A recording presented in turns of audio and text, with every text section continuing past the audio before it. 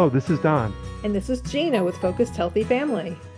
and today we're looking back over the best of 2025. So, over the course of the next week, we're going to share with you some of our favorite podcasts, some of the ones most enjoyed by others. And we want to wish everyone a happy holiday, a happy healthy season as we close out 2025 and launch into the new year. So, sit back, enjoy our show. Please share this with others. We're glad you've been here on this journey with us. We talked with Dr. Julia Ward, who I've gotten to know, and we talked about natural healing. She's a naturopathic doctor and a medical doctor, and it was a really good conversation we had with her. So pay attention, it's going to be a good talk. I'll tell you about a patient of mine that I started seeing a couple of years ago, and she came to me. She's in her late 40s, early 50s, and she was having fatigue, brain fog, not sleeping well, and couldn't seem to lose weight. Whereas before diet and exercise, she would lose weight, no problem. And this is somebody who, has worked out a lot. She was in the health or the fitness industry, I should say. But things just weren't working as they normally did for her in the past. So when we did her initial assessment, I mean, she was probably about maybe 40 pounds overweight, but she was more importantly becoming like insulin resistant. And she didn't realize that at the time. So we balanced her hormones. We took a look at her thyroid functioning, uh, cleaned up her diet. She was eating healthy, but there were some things that we just tweaked a bit that she didn't realize were contributing to her insulin resistance and not being able to lose weight very easily. And over a it was a slower, gradual process, but over a couple of years, she got to a point where she started competing in bodybuilding competitions, and she actually won her pro card, which is kind of a big deal in the bodybuilding world to go into a competition and win. And she was in the figure category. So she really did this 180-degree turnaround. Um, and of course, like she's got way more energy, her brain fog is cleared up, sleeping well, just feeling so much better in general, more like her old self. Well, hello, this is Don, And this is Gina with Focused Healthy Family. and this is podcast number 149. And today we're talking with Dr. Julie Ward with Balanced Body Functional Medicine. And Dr. Julie Ward is a compassionate and pioneering physician whose dedication to her patients and continuous pursuit of knowledge have defined a transformation medical career. With over a decade of expertise in functional medicine, she has become a trusted resource for those seeking a holistic approach to health and wellness. So, welcome, Dr. Ward. Thank you. It's great to have you here. So the one thing I was wondering about, and this is where you could probably tell the story of your career, I guess, but it's like how you went from a medical doctor to a functional doctor. Yeah. So, yeah, I was in traditionally trained, medical school, went through internship and residency, and was practicing basically primary care, urgent care for many years, working in smaller emergency rooms and urgent care clinics. And I was honestly starting to get a little burnt out of that just because it was sort of the same thing over and over. I felt like I wasn't making much of a difference. But when I started hitting an age where I started feeling really run down, like really fatigued all the time, um, and nothing, I was exercising, I was eating what I thought was healthy, but I was just super fatigued, and I was trying to prevent I was trying to prevent menopausal symptoms. I didn't really want to go through the traditional menopause. And so I was about 45 at the time. And so I started looking into or researching, what are bioidentical hormones? When would I need them? How are they given? All that kind of stuff. When I asked my GYN doctor at the time, she didn't really have much answers for me. Traditional medicine doesn't really teach or recognize hardly bioidentical hormones. And so the answers I was getting from the traditional medicine was just really kind of non-existent. And so that made me research more about bioidentical hormones. And that's when I discovered functional medicine. And it just seemed to make so much more sense to me. It just seemed so much more logical that you would treat the root cause of the symptoms rather than just giving a drug or some sort of treatment to stop the symptom. Instead of a band-aid approach, it's really getting to the root cause of what's going on. And so that's kind of how I got into it. Um, and it's just been really fascinating ever since, because there's just so many different little what I call rabbit holes that you can go down in functional medicine. Bioidentical hormones was kind of what got me started. But then, of course, you start learning about gut health and thyroid health and heavy metal toxicity and mycotoxins and just all sorts of other fascinating things that contribute to overall health. So that's how I got started in this. Well, and you didn't really go down the like just general practitioner. You kind of gotten into some things that were well, Specialty areas. yeah, so I was kind of curious too as to why you went off of kind of not off the general practitioner part, but to these other things like the well the bio Bioidentical there hormones. you go, Yeah, that yeah, what she yeah. said. Right, right. Yeah, I mean the traditional primary care kind of stuff in the insurance-based model just seemed like it wasn't very effective. We're prescribing more and more medications, and in general, the population seems to be getting sicker and sicker. More people have cancer, more people have diabetes, more people are overweight. They're struggling with this constantly. And when you go into a traditional insurance-based practice, that's what you're seeing. And it's how the system is set up. The system is set up so that you're seeing a patient every 10 to 15 minutes. You don't have time to talk to them about diet and lifestyle. You have time to write a prescription, and you're expected to write a prescription. If somebody has high blood pressure or high blood sugar, you're expected to write these prescriptions. And if you don't, you're going to get held to account for that. Maybe the insurance company won't credential you anymore, or that there's these standards of care that you have to meet. And so the system is really rigged to be reactive to people's um, you know to people's symptoms, and it's not really being proactive about their health. It's waiting until you get sick and okay, now let's deal with it. It's like, oh, we're Yeah. just going to watch your blood sugar, and okay, now you're at diabetic level, so now we're going to treat you with metformin and maybe then insulin, and there's this just, it's just but before that they're not really doing much to prevent it. So Well, how do you see with what you're doing with the functional part? How does the kind of MD kind of fit with the functional? How do you blend those?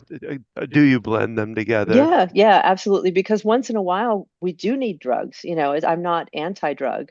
I just don't want to only use drugs. And so as an example, I had a new patient who comes in and they're clearly diabetic. Their diet is out of control. They're not exercising. And so when I get started with them, I said, look, temporarily, let's put you on something like metformin just to get your blood sugar under control, because I don't want it to damage your body over this time, because it takes a while to adjust, for people to adjust to a new diet plan, new exercise regime, that sort of thing. Yeah, that's the one thing about I know in working with my my doctor here is that the functional part takes a lot longer. It So does. people we want the pill that they pop in and boom, everything's done, kind of Yes. thing. And so Yeah. yeah, um, that can be really dramatic for them. Do what do your patients? What's the I don't know if I want to say the difference, but what do the patients really kind of come out with? I don't know if that's the right way to put it, but what do they do, what do they find out of it? You came up with a story of a person that they came out with it. Hmm. Do they come out with a lot more than what they do with the medical practice? Just kind of the Yeah. difference. Is Yeah. there a difference in what what they're feeling, or how do they come out of your practice versus Well, medical practice? hopefully they're coming out with a little more understanding as to why they have this condition in the first place, and how we're going about reversing it. I think it's easier for people to follow a plan if they understand why they're doing it. Um, and so you know, there's a lot of education that goes on in our practice. When we talk to people, most people don't think that they have a gut problem because, I'm not having stomach issues. But a lot of our health issues really start from gut problems. And so if the majority of our immune system is actually housed in the gut, and skin problems are intimately related to the gut. And so if our digestive system is not working well, like nothing else seems to fall into place. And so we usually start with that as a basis, like let's evaluate how your digestive system is working. Um, and we could do that with what are the symptoms that you're having? Are you having bloating, gas, diarrhea, constipation? I do get a lot of people with chronic constipation. They're like, well, I'll have a bowel movement once every 3 or 4 days. And they think that's just normal. Um, when in fact it's not. It's not healthy at all. You're recirculating toxins if you're not pooping every day.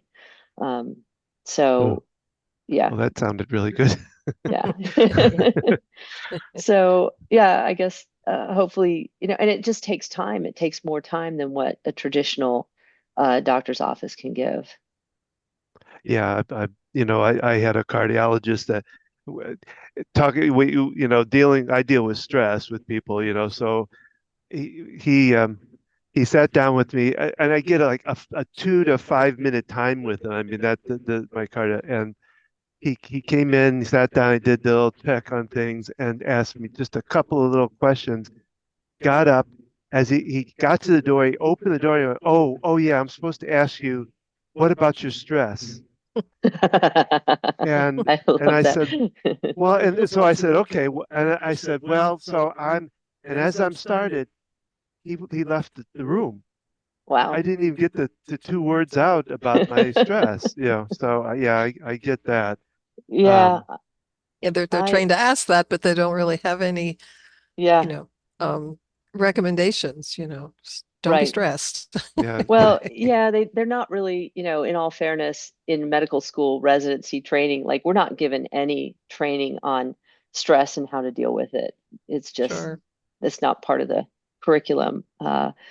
But yeah, I had a similar experience with an orthopedic doctor one time when I went in for some hip pain, and he kind of like, okay, in the 3 to 5 minutes that he was there, he's like, I can put a steroid injection in that. I can give you pain meds, or we can do a hip replacement. And I was like, wow. no, no, and no. What about doing a PRP injection? And he's like, oh, well, yeah. And so it was like I had to really twist his arm to get him to listen about a PRP. And I'm like, there's so much evidence showing that a steroid injection in the joint is going to deteriorate the ligaments further. So you're basically guaranteeing yourself a joint replacement at some point if you do enough of these steroid injections into your joint. Why would they still be doing this? You know, Well, yeah, Like I, you they said, they're they putting they do band-aids it. on.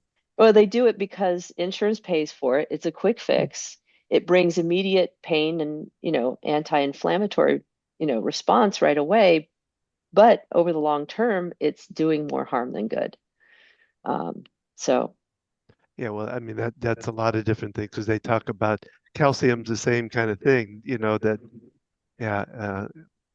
Well, yeah. Um, I'm kind of curious, when you went to school for functional medicine, kind of your big eye openers as an MD, things that you kind of really surprised you, maybe even that you were learning about?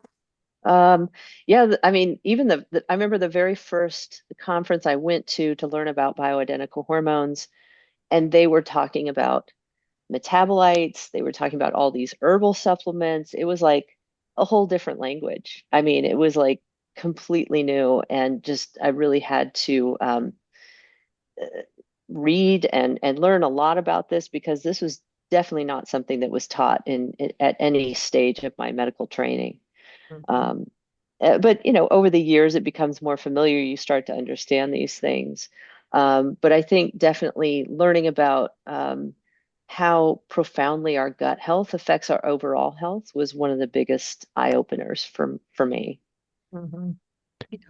Yeah, I think people don't. I mean, they actually kind of call the stomach like the second brain almost, as if Yes, yes, Um, it affects, yeah, because so many of our neurotransmitters are made there in our gut, and it affects mood, our immune system, just everything. So well, now I noticed on your thing you talked about a fellowship with the anti-aging and regenerative regenerative yeah, that word in there. regenerative medicine Yeah, associate. that's Yeah, it. We Gina and I work with the elderly that aging Aging population. population. So yeah. I was just kind of curious as to what did that gain for you? What did you learn from that fellowship or that working with them? Yeah, so that fellowship was like my main training for functional medicine, where I went through different modules that looked at, I started with bioidentical hormones,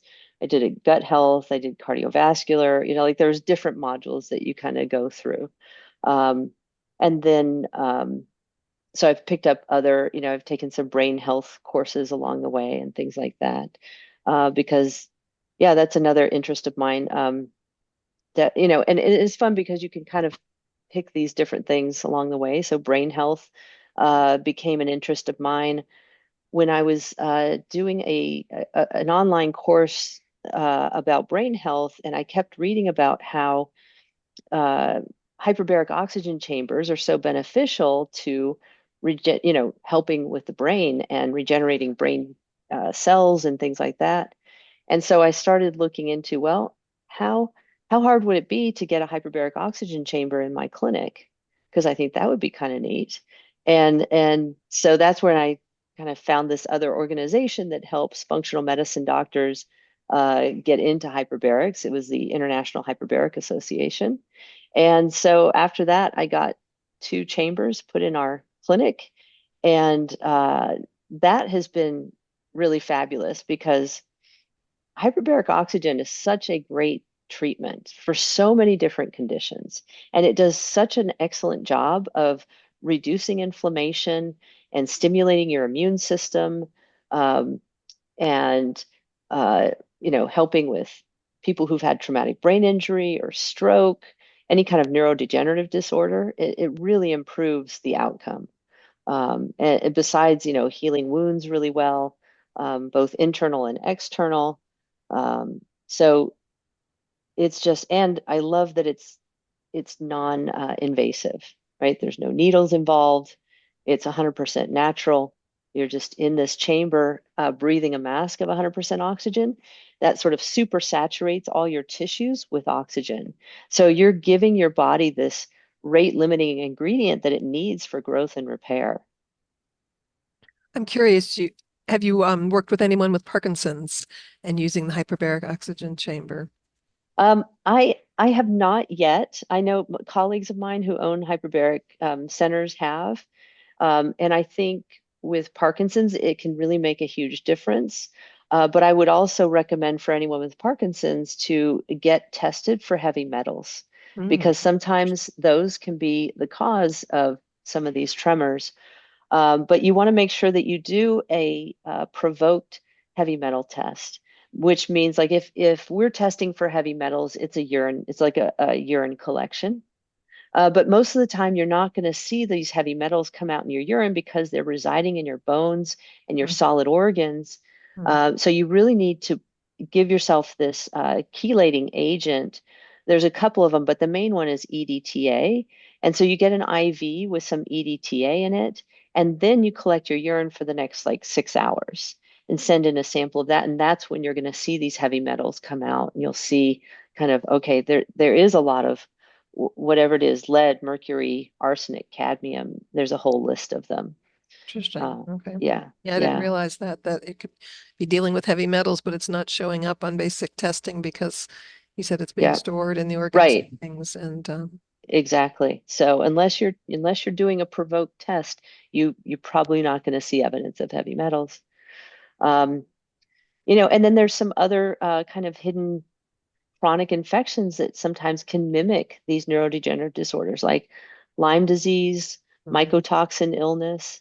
We're here in Houston, which I fondly call the mold capital of the US, because we're just so, it's so humid here and we get floods all the time. Most of the buildings have water damage to them. So, it's a big thing to have a lot of mycotoxin in this area. Well, yeah, Gina just lost her father, who was on Parkinson's for Mm, about 17 years, something like yeah, that, yeah, he'd survived good 17 years with Parkinson's. wow. He passed this past fall, so the dementia was really what was the difficult part in the end. And it kind of got triggered when he first had back surgery, Uh, and um, and then COVID, just the yeah, isolation. He was a yeah, man who was active and social, and just it really snowballed that dementia. And then a couple trips in the hospital made yeah, things, and they wound up having to reduce his Parkinson's meds because of the cognitive effects that the medication actually causes, the negative effects. yeah. And then that slowed him physically down. But yeah, it was difficult. But his last couple months, we moved him very close to where we live, and so I got to spend a lot of time with him. And That's good. yeah, he was very Yeah. ready to go by the end. It was just Mm, he didn't that's so have much tough. purpose in his life anymore. It just couldn't functionally do Yeah. things that he used to enjoy. But it seems, I work as an occupational therapist in geriatric rehab, and I just feel like there's more and more cases of Parkinson's Ah, than there used to be. Just what I'm seeing in my line of practice, and just wondering too about, it's one of those things they're still learning so much about. Are there, we know that's definitely linked with um, like pesticides and those kind of chemicals. yeah, There's a connection with Parkinson's, and I'm sure there's right. probably other factors that we might not realize can be playing an underlying role. Yeah, yeah, definitely. Definitely. Um, Well, yeah. I had one last question for you. Uh, Okay. on your website, I went over your website today like with a fine-tooth comb here, but I Okay. I saw this thing called the Health Hub that you have on there. Okay. Is that like a It's like my group blog or page. That's oh just my blog oh page. Yeah, yeah, okay. And you yeah. haven't gotten that started yet, right? Because that's still you're still working on putting it together, or do you still getting it? There should be some blog posts on that health hub. Oh, is that Um, what that I think at the bottom there was some maybe there were those yeah, okay. yeah. There's just I'm some sorry. different topics that we put on from time to time. Yeah. Your comb missed those fine pieces. I know my fine-tuned code was very slim here. But I'm well, curious with your practice. I know you're there in the Houston area. Do you do any virtual work as well? So right now I'm just seeing Texas patients Okay. because if I Licensure. licensure issues, exactly. So they have to be in Texas. just in the Yeah. state of Texas, not just Houston, but anywhere in Right. Texas. Anywhere in Texas. Yeah. And we can see people, over Zoom or a different, HIPAA compliant platform. Yeah. Well, this has been a really enjoyable conversation, and like I say, we could probably go on for forever Yeah. and ever on a lot of these things. But tell us a little bit about like how if there's anything going on with your practice that you want to get out. and how people can find you. Well, you can go to our website. It's drjuliaward.com to get more information. Um, and I would say, so how we have our practice set up now, people, if they want to come in, we do this full functional analysis or this functional health analysis where we, before they come in to see me, they fill out a pretty extensive health history questionnaire and we do some pretty extensive blood panels on them. And then in the office, we have two different tests depending on what the concerns are. We've got one test called the glycocheck, which is and like I said, it's an in-office test that basically measures the health of your microvasculature system. So the smallest vessels in our, like the majority of our blood vessels are actually these really tiny capillaries, these 4, 5, and 6 micron diameter vessels, and they're all lined by a special glycocalyx lining. It's sort of like a gel-like matrix that holds the fluid into the vessel. And without this glycocalyx lining, the vessel sort of deteriorates. And so things that can damage the glycocalyx lining are, age and genetics, toxins, sugar, lack of exercise, so different things like that. So this machine that we have is like a probe that goes under the tongue and it takes these high-powered magnified videos of the vessels under your tongue. So it's measuring the density of these 4, 5, and 6 micron vessels, as well as the thickness of that glycocalyx lining inside each vessel. And then it does all these calculations, and it puts you on a scale from 0 to 10, how healthy is your microvasculature. Hmm. So that one's really good for people who have maybe issues with not just cardiovascular disease, but like if somebody is obese and maybe diabetic, we want to measure that glycocalyx and that microvasculature versus somebody else who comes in and like maybe they're one of their concerns is brain fog and not being able to remember where they put things or word recall and that type of thing. Then I'm going to do, instead of the glycocheck, I'm going to do a test called brain span. And this is where we take a few drops of their blood and we analyze it for free fatty acids, the omega-3, 6, and 9 composition, but in the red blood cell. So it's a little more accurate than in the plasma. And then there's a computer portion of a test that they do that gets emailed to them. It takes 15 to 20 minutes, and it tests things like, short-term recall, it tests cognitive flexibility, executive functioning, so these different things. And then it collates or puts together all these results. And it says, here's a snapshot of your brain function right now. This is what it is. And here's ways that you can improve your scores.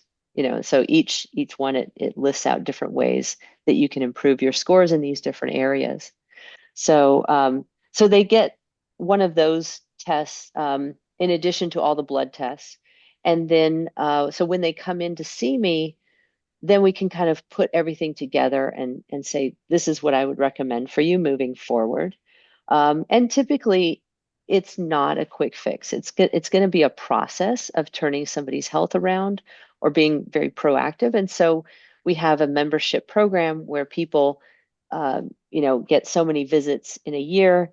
They get unlimited use of our infrared sauna. They get, there's different things in this membership program, but it's a commitment so that, because it's not something that, oh, here's 1 or 2 supplements and you're going to be on your way. It's not a Yeah. prescription and you're done. It's a process of, let's look at your diet. Let's look at your exercise habits. Look at the mindset is a big one too. Because so many people have a lot of stress. Maybe they have a lot of trauma in their background, and that blocks their ability to heal if they're not dealing with it. So we also want to address mindset. Well, it sounds wonderful. It sounds like it's probably about a year long process for is Yeah, that what? yeah, Yeah. it's about a year long. Yeah, yeah. And then after that, they can, kind of drop down to more of a maintenance type of membership level. That sounds great. It's amazing how many different things, tools that there are out there. I mean, we've talked with other functional medicine doctors over the years, and just, I'm learning new things all the time about testing that's available. And, it's a shame that it can't be more found, Yeah, mainstream, just as far as, I mean, it's, yeah.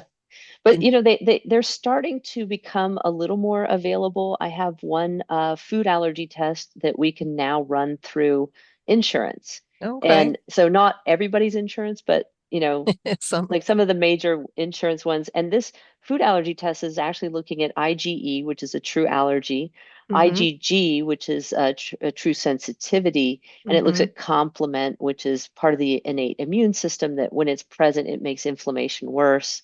okay. So that's one test that at least is moving in that direction. And I think just recently there's a lab called IGenX, which is about to get some of their Lyme tests approved by Medicare. And Oh, so wow. that's huge. Yeah, Mm-hmm. because Lyme testing in the past has been not great, not very accurate. Most of the time it comes up negative when people do in fact have Lyme. But these more specialized testing, it looks like they're about to be, or maybe they have already got some of them approved.